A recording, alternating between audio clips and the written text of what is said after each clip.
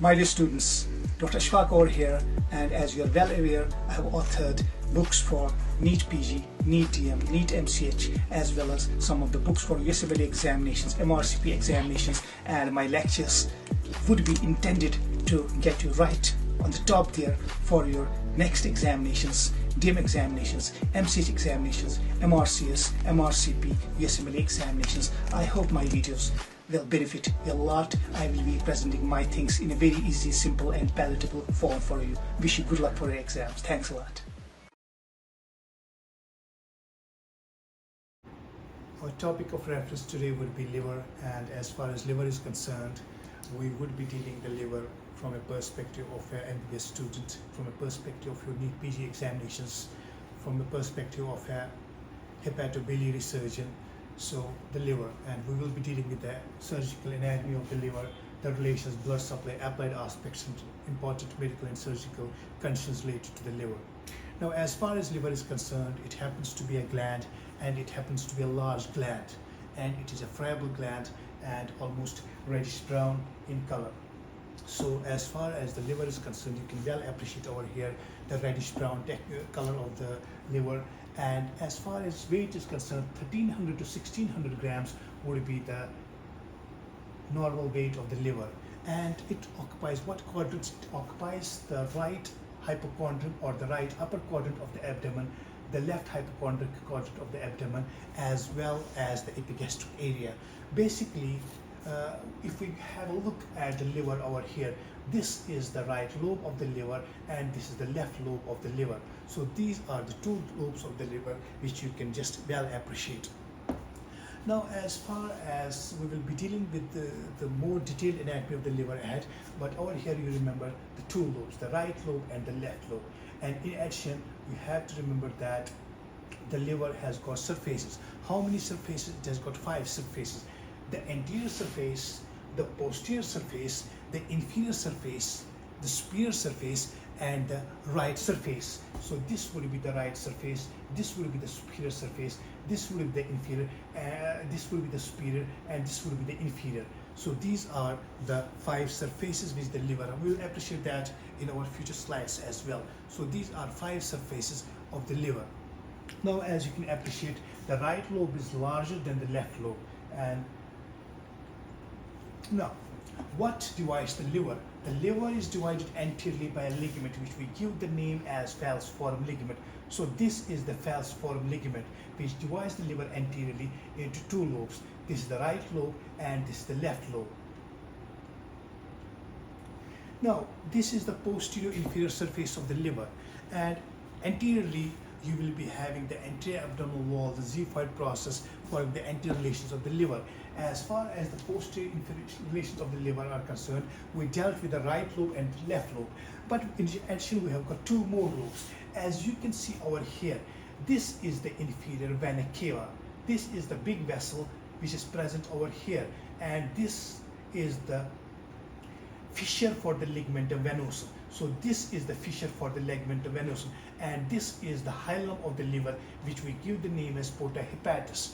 This porta hepatis is something which we'll discuss ahead as well. So you have an area over here which is given the name as caudate lobe. So this lobe is given so the caudate lobe lies between the inferior vena cava and the fissure of the ligamentum venosum and the porta hepatis. So this is the caudate lobe, and over here you have an elevation from in the liver on this surface, on the posterior surface of the liver, and this is given the name as caudate process, a process from the caudate lobe going just down like this, and this is given the name as caudate process. So right lobe, left lobe, the caudate lobe. And over here you can well appreciate that this is the porta hepatis and this is the gallbladder. This is the area in the liver which is given the name as cystic fossa, wherein lies the gallbladder, and this is the fissure for the ligamentum teres. So fissure for the ligamentum teres, gallbladder, and the inferior margin of the porta hepatis, they form another lobe which is given the name as quadrate lobe. So we have got the right lobe of the liver, a very big lobe, more seen anteriorly. Then we have got the left lobe of the liver which is a relatively smaller, and then over here we have got a caudate lobe, and here we have a quadrate lobe because it is quadrate in shape. Okay.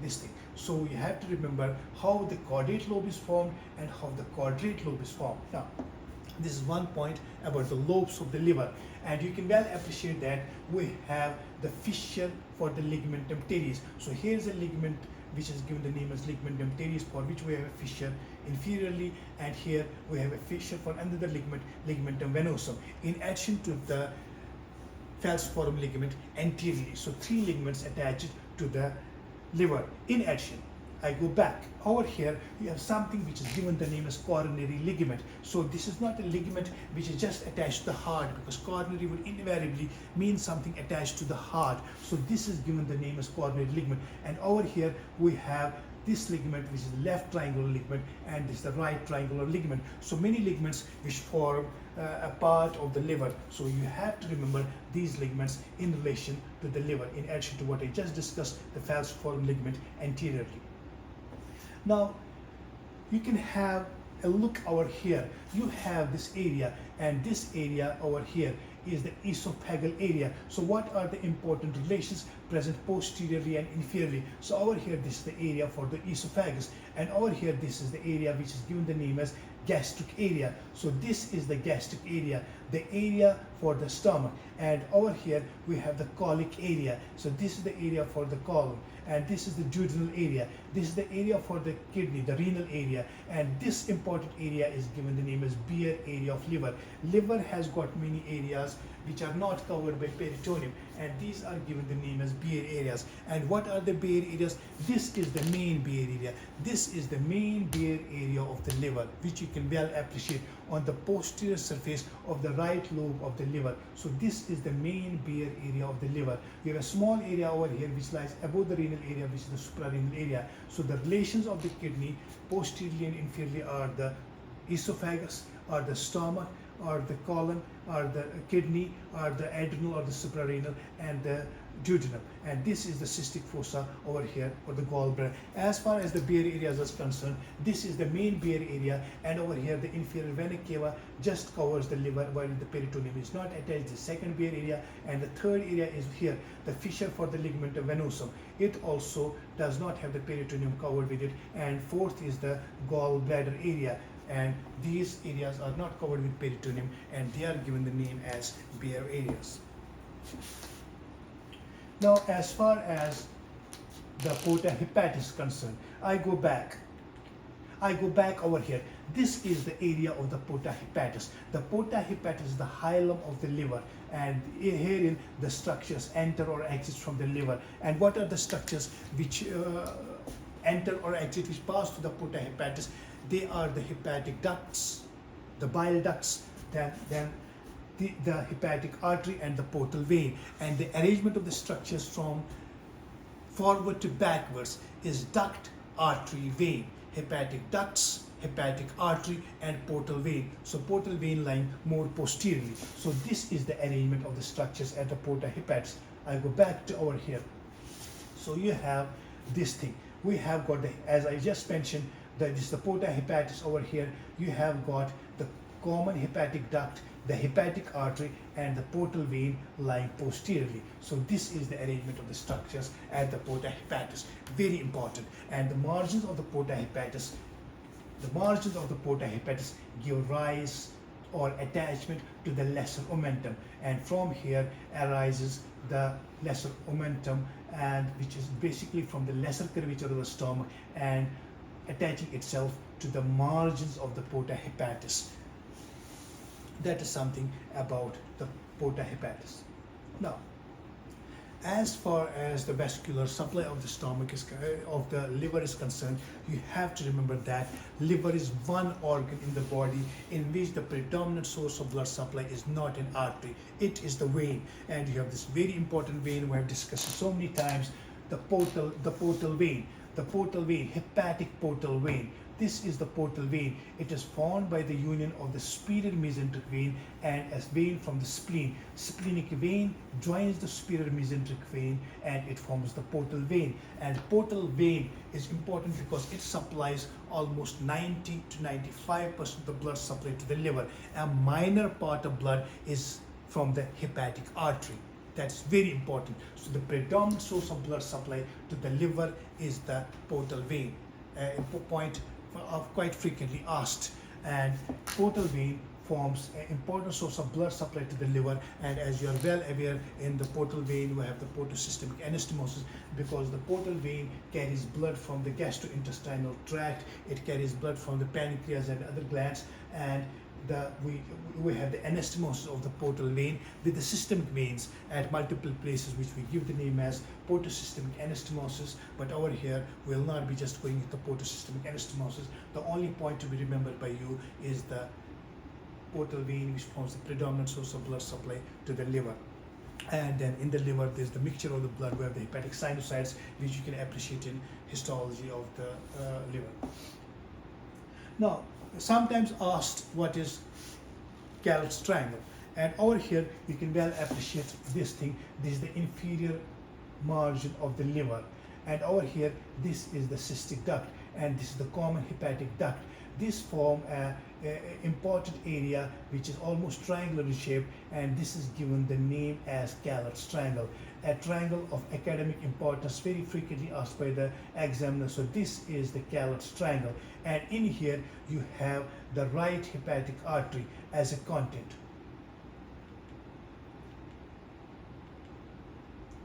Now this is another slide showing the hepatocystic triangle.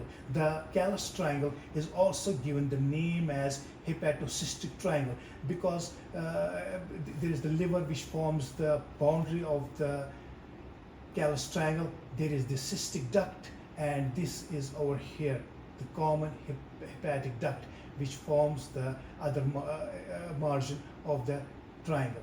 So this is over here, and you can well appreciate the cystic artery and the right hepatic artery. The cystic artery and the right hepatic artery happen to be the contents of the Galler's triangle, and a surgeon operating in the region of the gallbladder, in the region of the liver over here, has to be well aware of the Galler's triangle. So this is something about an academic Galler's triangle. Now, as far as the segments of the liver are concerned, we have not the anatomy now in the form of lobes of the liver, because we move in surgery towards segmental resection of the organs, as we have got the bronchopulmonary segments in the lung, in the kidney we have got the renal segments. In a similar manner, we have got the liver, which is classified as far as quinard segments are concerned. And you can see, can you just minimize this figure please? So over here you have got these segments, and this is the right lobe, this is the left lobe, and we begin anti-clockwise in the right lobe. Segment 1, segment 2, segment 3, segment 4, segment 5, 6, 7, 8. So we have 8 segments of the liver based on the distribution of the ducts and based on the distribution of the vascular anatomy of the liver. So instead now we can do segmental resection of the liver, and you know, as far as liver is concerned, liver has got a potential capacity to regenerate. So we can just exercise larger amounts or large chunks of liver tissue in contrast to other organs, because the hepatocytes or the liver tissue has got a great potential for regeneration. And you have to remember the quinard segments, the 8 segments, quinard segments, which are frequently asked by the examiner. Now, sometimes asked, there's some hemorrhage once a surgeon is operating in the region of the liver, in the hepatobiliary region, and we have a bleeding in this area, in the area of the hepatoduodenal ligament, which is a part of the lesser omentum. And sometimes we have got a bleeding over here, and once there's a bleeding over here, we have a temporary procedure, which is not a permanent procedure. A surgeon clamps in this area with his fingers, with his hands, and he just presses upon the lesser omentum, because we have the hepatoduodenal ligament over here. And what this does, this maneuver clamps, and what it clamps is the portal vein, the hepatic artery, as a result of which there can be profuse bleeding from these structures. And in case one inadvertently or by mistake just damages the structures over here, there will be bleeding. And just by pressing upon this part of the lesser omentum, which is the hepatoduodenal ligament, we can temporarily stop the bleeding. And this is given the name as Pringle's maneuver, very important maneuver as far as hepatobiliary surgeons are concerned. Now, liver normally should not be palpable below the right subcostal margin, but there are a lot many disease conditions in which the liver can be enlarged, and we can just feel or palpate for the liver in the right subcostal margin below. Depending upon the liver can be enlarged tremendously, liver can be mildly enlarged. Depending upon the hepatomegaly, we can have the liver, and we start from the right iliac fossa, go upwards, and just ask the patient to breathe normally and make his abdomen very calm and relaxed, and we can go for the palpation of the liver and feel below the subcostal margin in case it is enlarged. In that case, the liver span will be increased, and there are many conditions which can cause hepatomegaly, types of hepatitis A, hepatitis B, hepatitis C, then some of the tumors of the liver which can just increase the liver size, the glycogen storage diseases, infectious mononucleosis, a lot many concerns which you will be dealing ahead in medicine and surgery. So I will not be dealing the causes of hepatomegaly over here, but you have to appreciate how we feel for the liver, and spleen moves tangentially opposite towards the right iliac fossa as well. So that is important.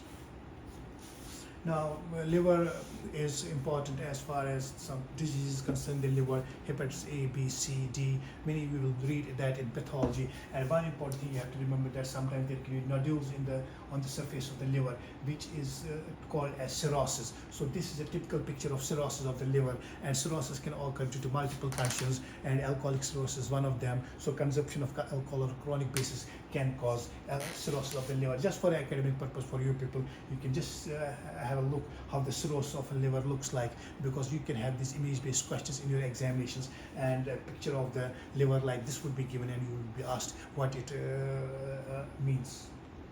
Now, this is a picture of the liver. Liver is one important organ which gets affected by metastasis. Metastasis from colon, from gut, from various parts, from distant parts, brain, from breast, from thyroid. Liver can be affected. Liver is one of the most common organs to have metastatic lesions in here, and you can well demonstrate or see over here in the pictures. These are the metastatic nodules, some big and some small, on the liver, surface of the liver, and you can have a craggy, tender hepatomegaly, and you can well appreciate, if you're a good physician, you can just well appreciate these lesions on exams. The liver will be hard in case of metastasis in some cases, and these are the nodules of metastasis which you can have in the liver as far as the liver is concerned.